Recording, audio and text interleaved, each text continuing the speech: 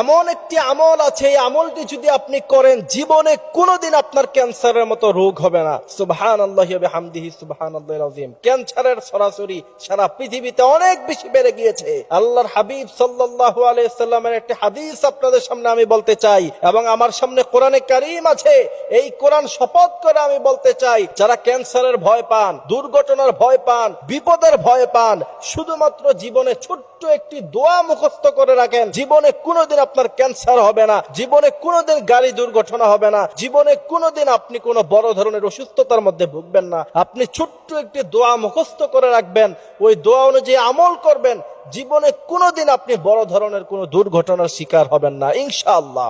আমার প্রিয় ভাইরা, সেই আমল হচ্ছে আল্লাহর হাবিব সাল্লাল্লাহু আলাইহি সাল্লাম বলছেন, তুমি যখন কোনো দুর্ঘটনা প্রাপ্ত কোনো ব্যক্তিকে যখন পাবা, কোনো ক্যান্সার কোনো রোগীকে যখন পাবা, আইসিইউতে ঘুরে বেরিয়ে দেখবা যে কার ক্যান্সার আছে। যদি ওই ক্যান্সার ব্যক্তিকে দেখে এই দোয়াটা পড়ো, গাড়ি দুর্ঘটনা হয়েছে তুমি যদি তাকে দেখে এই দোয়াটা পড়ো, রাস্তায় কোনো মানুষের হাত নাই পা নেই, তাকে দেখে যদি তুমি এই দোয়াটা পড়ো, মৃত্যুর আগ পর্যন্ত তুমি কোনোদিন সেই রোগে আক্রান্ত হবে না, সেই বিপদে তুমি পড়বা না। আলহামদুলিল্লাহ, আমি নিজেও এই আমলটা সবসময় করি। সেই দোয়া হচ্ছে, আল্লাহর হাবিব সাল্লাল্লাহু আলাইহি ওয়াসাল্লাম বলছেন, আলহামদুলিল্লাহিল্লাযী আফানি মিম্মা ইবতালাকা বিহি ওয়া ফাদ্দালানি আলা কাসীরিন মিম্মান খালাকনা তাফদীলা।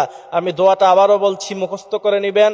আলহামদুলিল্লাহিল্লাযী আফানি মিম্মা ইবতালাকা বিহি ওয়া ফাদ্দালানি আলা কাসীরিন মিম্মান খালাকনা তাফদীলা। এই দোয়াটা যদি পড়তে পারেন, ইনশাআল্লাহ যেই বিপদের মধ্যে ওই লোকটা আছে, মৃত্যুর আগ পর্যন্ত আপনি সেই বিপদে কোনোদিন পড়বেন না। এটা আল্লাহর হাবিবের ওয়াদা, এবং কোরআনে কত আমলের কথা বলা আছে। আল্লাহ সুবহানাহু ওয়া তাআলা বলছেন, গোটা কোরআন হলো শিফা, ওয়া নুনাজ্জিলু মিনাল কোরআনি মা হুয়া শিফাউ ওয়া রাহমাতুল লিল মুমিনিন। মুমিনদের জন্য এর মধ্যে শিফা আছে। আপনার পেট ব্যথা হয়েছে, সূরা ফাতিহা পড়ে পানিতে ফু দেন, ইখলাসের সাথে সেই পানি আপনি পান করেন, দেখবেন কিছুক্ষণের মধ্যে অ্যান্টিবায়োটিক খেলে যেই কাজ করার কথা, সূরা ফাতিহাতে এর চাইতে বেশি উপকরণ আছে, এর চাইতে বেশি ফজিলত ফায়দা আছে। সুতরাং আজকে আমরা সেই আমলগুলি ছেড়ে দিয়েছি। এরপরে প্রিয় ভাইয়েরা আমার, শরীর স্বাস্থ্য সুস্থ রাখার জন্য কি কি দরকার সবকিছু আল্লাহ কোরআনে দিয়েছেন। জীবন পরিচালনা করার জন্য কি দরকার আল্লাহ সেটা কোরআনে দিয়েছেন। আল্লাহ বলছেন, হাযা তিবয়ানাল লিকুল্লি শাই, এমন কিছু নাই যেটা কোরআনের মধ্যে ওখানে নাই।